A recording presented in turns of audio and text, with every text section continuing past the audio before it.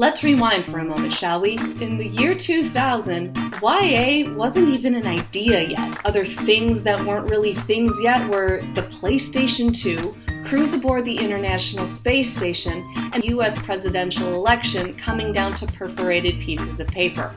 All of it feels like ancient history now.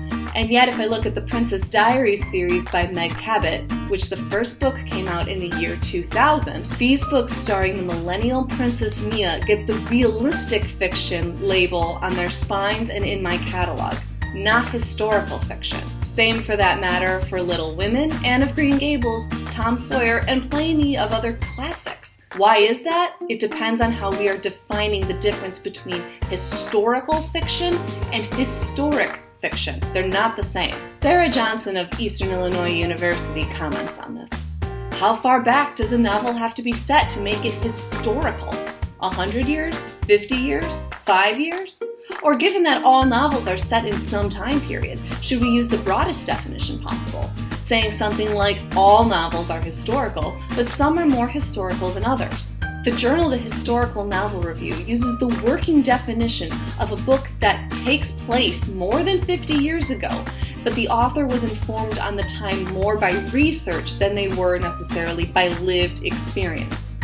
I like this definition as a working one, but have modified it to meet the needs of my own patrons. I find myself considering a book historical if it was written now but takes place 15 to 20 years ago.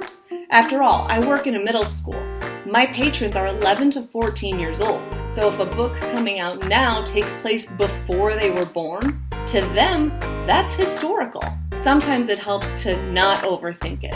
Take Alan Gratz's novel Ground Zero, taking place on September 11th, 2001. It gets the historical fiction label in my catalog. It was written recently, but takes place in the past. Versus, again, The Princess Diaries, which came out in the year 2000, still getting that realistic label. It was capturing a sense of here and now, despite the references to payphones and the utter lack of cell phones. It captures what that moment was, a snapshot of that time, because it was the current moment. At the end of the day, the most important aspect of a library's catalog and organization is connecting patrons to the resources that they seek. So if you are genrefying your collection, you do what's right for you.